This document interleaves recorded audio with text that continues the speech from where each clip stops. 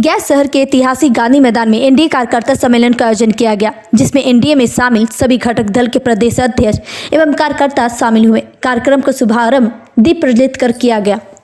वहीं भाजपा प्रदेश अध्यक्ष दिलीप जायसवाल ने मीडिया कर्मियों से रूबरू होते हुए बताया कि कांग्रेस के लोगों को बजट समझ में नहीं आता है। ये लोग बजट को छलावा बता रहे हैं।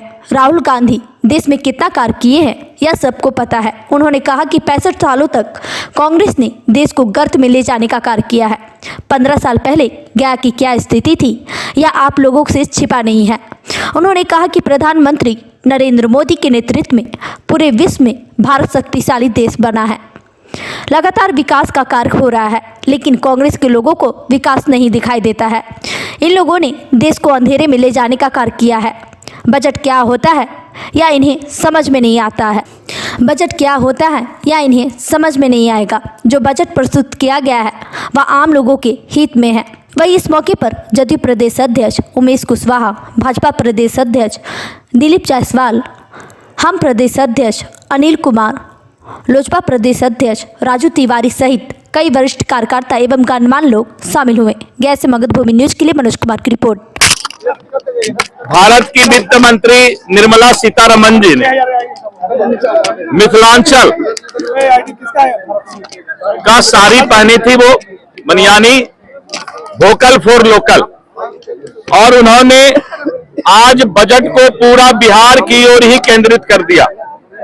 और बजट में आपने देखा कि जिस तरह से किसानों को अभी तक केसीसी कार्ड में, किसान क्रेडिट कार्ड में मात्र 3 लाख रुपया मिलता था, सरकार ने घोषणा कर दिया कि अब किसान 5 लाख रुपया तक बैंक से आराम से ले सकते हैं और अपना खेती के काम को कर सकते हैं। इसके साथ साथ 3 ग्रीनफील्ड एयरपोर्ट की घोषणा हुई।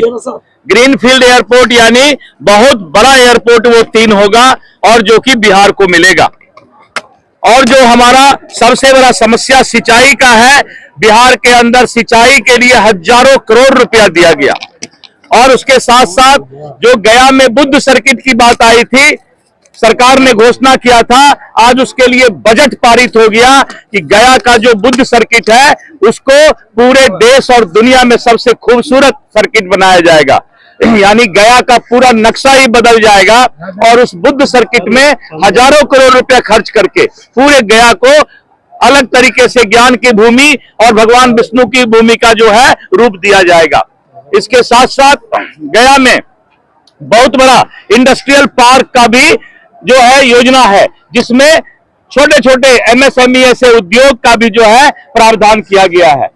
आने वाले समय में हमारा मखाना बोर्ड का ऑफिस जो है बिहार में अब स्थापित होगा। राज्य खाद्य संस्करण बोर्ड का ये जो है ऑफिस यहाँ पर बनेगा। इसके साथ साथ टेक्सटाइल पार्क बनाने की बात आई है। तो इस तरह करके बिहार को हजारों करोड़ का जो है तोहफा मोदी जी के सरकार से दिया गया है। और वैसे लोग जो सरकारी नौकरी करते हैं, जिनका कि 1 लाख रुपया महीना तक का सैलरी है या इनकम है, यानी 12 लाख रुपया तक में टैक्स को माफ कर दिया गया।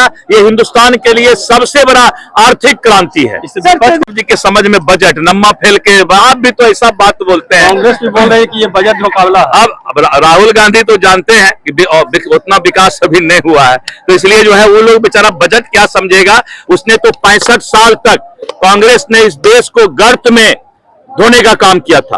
पूरे बिहार में एक मोकामा घाट में गंगा पर पुल था, पटना जाते तो चिड़ैया टाउन में एक जो है फ्लाईओवर था। गया की स्थिति 15 साल पहले क्या था। 65 साल तक जिस तरह से शासन कांग्रेस और इंडी गठबंधन के लोगों ने किया, उन लोगों ने भारत को पीछे ठेलने का काम किया। नरेंद्र मोदी जी की सरकार ने 11 साल में पूरे दुनिया में भारत को जो है शक्तिशाली देश बनाने का काम किया है। ये लोग खिसियाई बिल्ली खंबा नोचे, इन लोगों को कोई काम नहीं है।